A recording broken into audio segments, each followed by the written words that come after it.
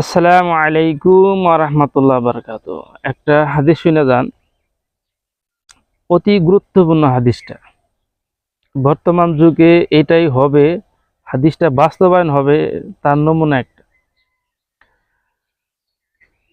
আবু সাঈদ খুদরি রাদিয়াল্লাহু আনহু থেকে বর্ণিত, তিনি বলেন রাসূল সাল্লাল্লাহু আলাইহি সাল্লাম বলেছেন, সেদিন দূর নয় যেদিন মুসলিমের উত্তম সম্পদ হবে কয়েকটি বকরী মাত্র, যা নিয়ে সে পাহাড়ে চূড়ায় অথবা বৃষ্টিপাতের স্থানে চলে যাবে।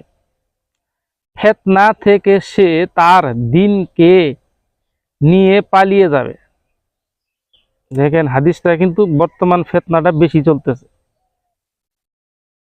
তো সেই জন্যই এই হাদিসটা বলা। ভালো থাকবেন, সুস্থ থাকবেন, আর এই চ্যানেলটাকে একটু সাবস্ক্রাইব করে দিবেন, ঠিক আছে, যাতে আপনি এই পরবর্তীতে হাদিসগুলি, আরো অনেক হাদিসগুলি আপনাদের সামনে পেশ করতে পারি। আসসালামু আলাইকুম ওয়া রাহমাতুল্লাহি ওয়া বারাকাতুহু।